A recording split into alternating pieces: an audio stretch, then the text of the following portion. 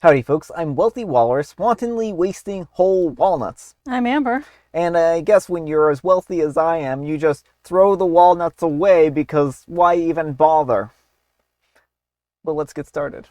Alright folks, and our first letter is titled, Am I a Jerk for Demanding That My Roommate Not Open Up My Mail? Hello all, I'm a 26-year-old female and I recently have been having an issue with my new roommate, a 25-year-old male. A few weeks ago, I came home to find out that one of my Amazon packages was open with a note from my roommate that said, sorry. I didn't read the name and I thought that it was mine. When this happened originally, I thought, okay, no problem, it was an accident.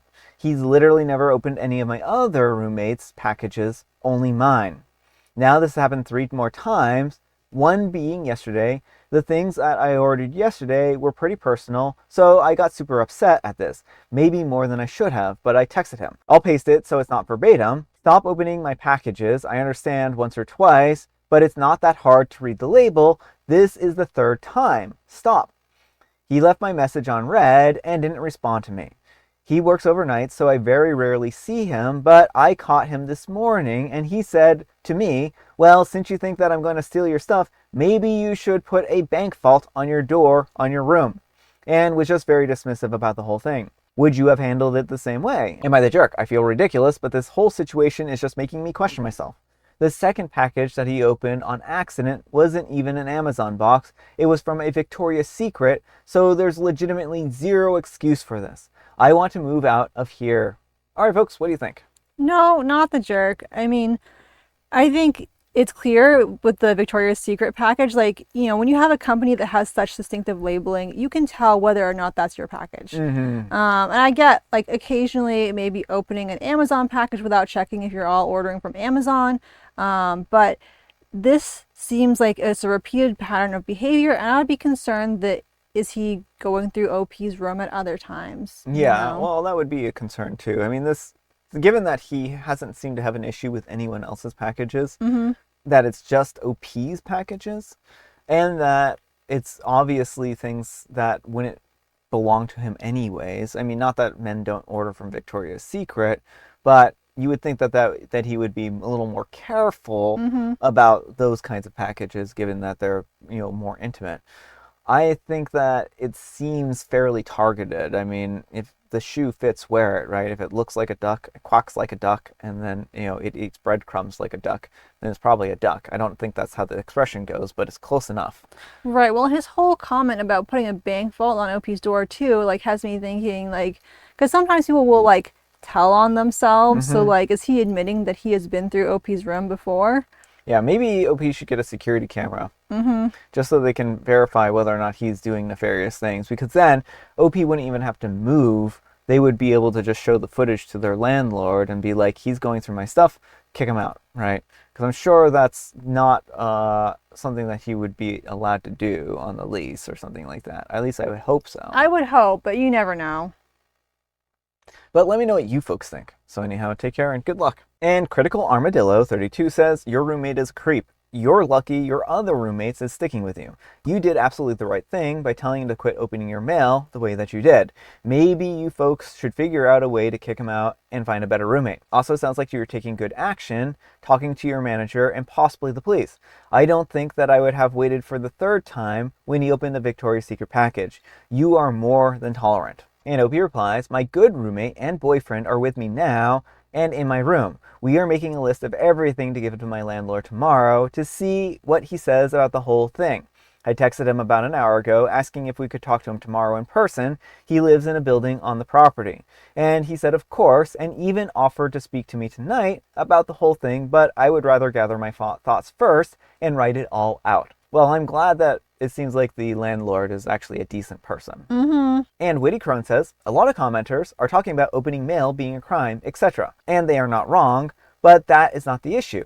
This guy is creeping on you. He's a walking red flag. I can assure you that he is going through your room and drawers. Get a little Ring camera and a lock for your door. Then either get him out or get yourself out. And OP replies, I have ordered a Ring camera on Amazon, so unless he opens that box, he won't know about it. I really hope that he's not going in my room while I'm gone. I feel like I would notice if he was, but now I'm just extra on edge about it. Well, I'm glad that OP's getting a camera. And Breaking Up 47 says, not the jerk, but if you don't have a lock on your door, get one. And OP replies, I do. My boyfriend and my other roommate installed one after the first time the package thing happened. I'm glad that everyone seems to be proactive on this and is protecting OP. Yeah. All right, folks, and our next letter is titled, Am I a Jerk for Telling My Sister-in-Law to Get Out of My Daughter's Baby Shower? I'm a 47-year-old female and my daughter is 25. She's currently 26 weeks pregnant with her second child, a girl. Her first child, Philip, was a stillborn 2 years ago at 38 weeks, a little boy. When she lost him, she asked us to take apart the nursery before she got home to get rid of all the baby equipment, and she saved his baby book and his ultrasound photos and the outfit that she planned to bring him home in, along with a lock of his hair in a memory box. She had a baby shower for Philip when she was pregnant, but her grief around his death was so strong that she couldn't handle having a nursery and baby things.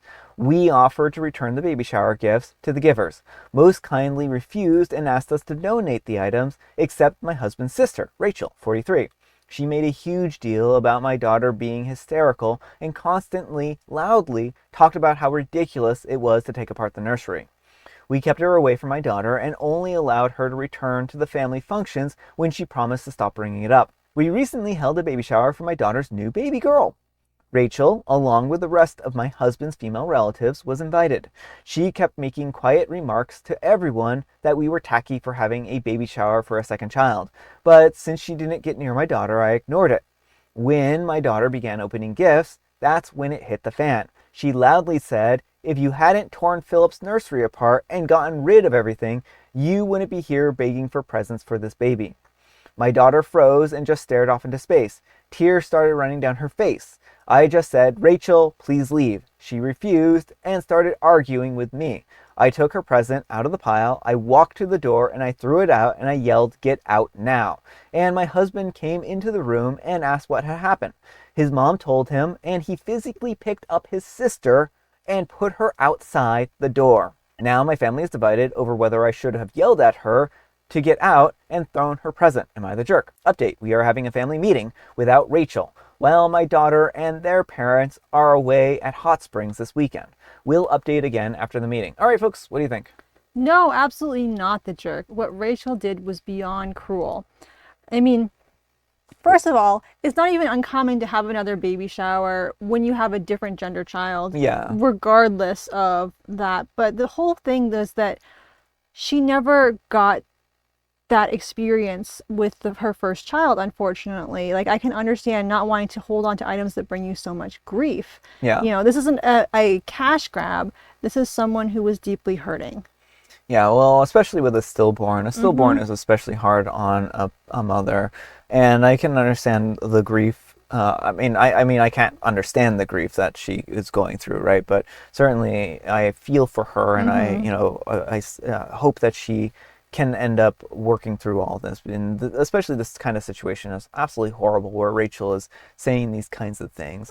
And I can't even blame OP here because it seemed like Rachel had finally, started being polite again because they had excluded her from family functions to ensure that she wouldn't act like this. And now suddenly she goes ahead and violates that trust and says something like this, right? Right into the person who is hurting. Yeah. There was no point in saying what she said. She was just saying this because OP's daughter didn't handle grief in the way that she wanted her to. Yeah. And the way everyone processes grief is different. Some people it helps to have mementos nearby. Some people, they cannot handle seeing things or, they'll break down in tears. And you cannot judge another person for their grieving style in that respect. It's not like she got rid of everything, but she got rid of all the items that she couldn't use because they were too hard. And so, yeah, the aunt is just so callous here, and she deserved to be like thrown out of that party. But let me know what you folks think. So anyhow, take care and good luck. And Hades Arrow 3 says, I took her present out of the pile and I walked to the door and I threw it out. He physically picked up his sister and put her down outside the door. This was the most satisfying response to toxic behavior that I've ever heard. Neither of you blew up. That was exactly the right amount of reaction. You were always in control, not the jerk. And OP replies, I felt more out of control than I've ever felt in my life. All that was going through my head was, don't make this worse for baby girl. Don't make this worse for baby girl. And Pleasant Taste 6088 says, not the jerk. If anything, you were overly generous by trying to ignore the cruel, thoughtless remarks prior to the final horrific outburst.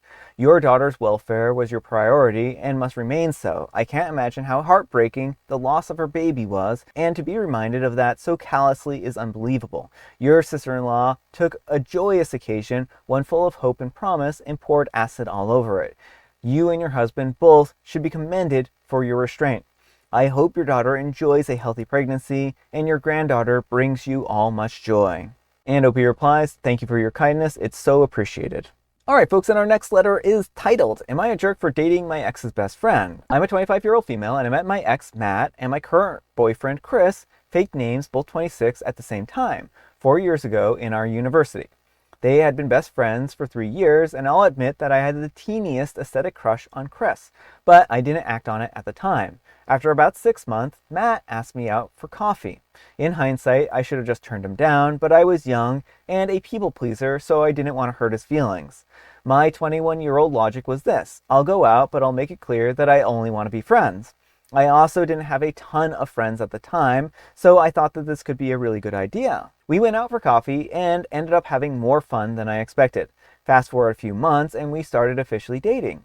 We were together for about 8 months. In that time, I hardly ever saw Chris, except for once when I hosted a party and we invited him, and another time when Chris gave my friend a ride to my house. He had a crush on her at the time. Over the whole relationship, I honestly never felt like Matt was really into me. He was super emotionally unavailable, and we saw each other once a week at most. We fought constantly. Finally, I broke up with him. Even during the breakup, he seemed pretty unfazed. We agreed to be friends, and I thought things were pretty good. That lasted all of 3 days. He turned into a total jerk after that. There had been jerk tendencies before, but this was a new level. It was like I didn't even know him anymore. At that point, he called me a B and blamed me for everything that was wrong with our relationship. Was I at fault some? Of course, I was 21. All? Absolutely not. He refused to see me and made Chris drop off some of my things that Matt had of mine. Chris brought them to the university campus after I had finished my class. It was raining, so he offered me a ride home because he's a nice person and would do it for anyone. Well, a few days later, I tested positive for COVID, so I texted him back to let him know. Over the next few days, I texted him a few more times, checking in because I felt bad for possibly giving him the plague. And that turned into us texting on a regular basis. Then hanging out. Then after about 2 months, I told him that I was having some feelings for him, but not ready for a relationship yet. He felt the same, but also wanted to let Matt know before we went any further. Matt told Chris that it was fine. Matt then texted me and said that I was a horrible person, a selfish bee, and accused me of doing this just to hurt him. It was intense. It gave me a panic attack in the middle of a coffee shop, and I had to block him. Chris and I started dating another month or two after that. It definitely caused some huge problems in the friendship to the point that they actually barely talk anymore. But Chris and I have been together for 2 years now, and I'm happier than I've ever been. We live together and have 2 pets. Matt is still sort of in our lives through an organization that all 3 of us are part of, and every now and again, he causes some kind of drama by talking garbage about me, trying to get me into trouble for things, and once actually getting me kicked out just for being there at the same time as him. Everyone in management apologized to me afterwards and said that it shouldn't have happened, but that's another story. For the most part, I just feel frustrated by it. It's been 2 years. He's in a new relationship. Get over it. But sometimes I still feel a little bit guilty. I know that I probably started dating Chris really too soon after the breakup, from Matt's perspective. To me, it didn't feel too soon because I think that I was checked out of the relationship for at least 3 months before we finally broke up. And I know it probably really hurt him. My friends have obviously been on my side from the start, but they jokingly called me a homie hopper at the time and said that Matt deserved it. To be fair, he did treat me really badly, but at the same time, maybe I should have just handled things better. So my question is, am I the jerk for dating my ex's best friend? And is there anything that I should do at this point? I apologized to Matt right when I first started seeing Chris, but he wouldn't hear a word of it. Should I try reaching out now to see if we can smooth things over, or just accept that there is always going to be tension? All right, folks, what do you think? I mean, I definitely don't think that reaching out is a good idea at this point. I think he's made it clear that He is not a good person. It seems, I don't think OP was in the wrong for dating Chris. It sounds like he was someone who actually treated her with respect, whereas Matt didn't. But I don't think there's any salvaging the relationship with Matt at this point in time. Yeah, I kind of think that Matt is just going to scapegoat OP indefinitely, right? Like, there were two parties at play here, and it seems like the way the relationship went is that they weren't even really compatible. Maybe they had a couple of dates, but I mean, if you're seeing someone once a week and you're supposedly formally dating them, that's not a lot of time to see No. someone, right? And I mean, college is busy and stuff like that, and so maybe it was just a matter of that. But we're talking about, they're saying like at most once a week, right? So that's like even less than once a week. So it doesn't seem like OP or him were making enough time for each other for this even to be a real relationship. So I don't know, like dating him in such a loose sense, I wouldn't even really view as dating, right? As for his reaction here, I think that was really uncalled for. Like, Chris asked if he was okay with it. He said that he was okay with it, but then he goes ahead and blames OP for this. I think that OP, it would be wise for them to not even consider smoothing things over with Matt. Yeah. Matt is a toxic individual. He has shown his true colors, and he's shown that what kind of person he is. So it's not worth trying to fix this relationship. Some people are just jerks and won't like you no matter what.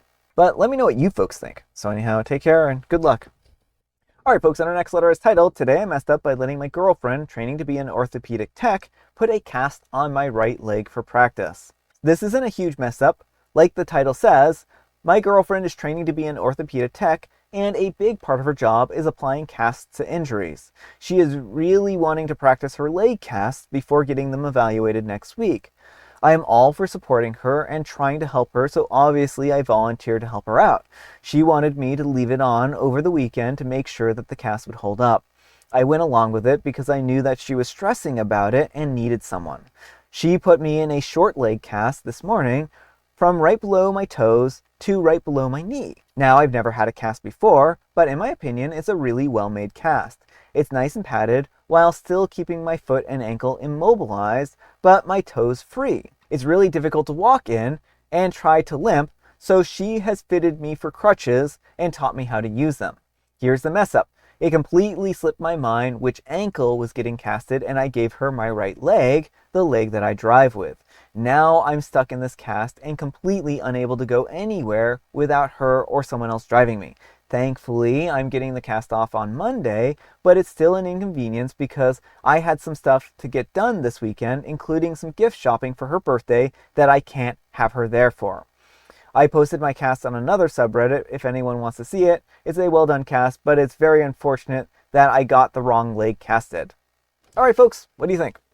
I mean, I think it sounds like OP's a good partner, and hopefully this will be something they laugh about when the cast comes off. Yeah, I mean, I think that's really what this boils down to. It seems like OP is a good partner. They are taking this in stride. They aren't demanding to have the cast taken off immediately or something like that just because it's an inconvenience to them, right? So I'm really glad that OP is supporting their partner like this and not being a jerk about it, you know? So I don't think they messed up at all, other than like maybe now they can't go and buy the presents on time like they wanted to. I'm sure she'll understand, though. Yeah.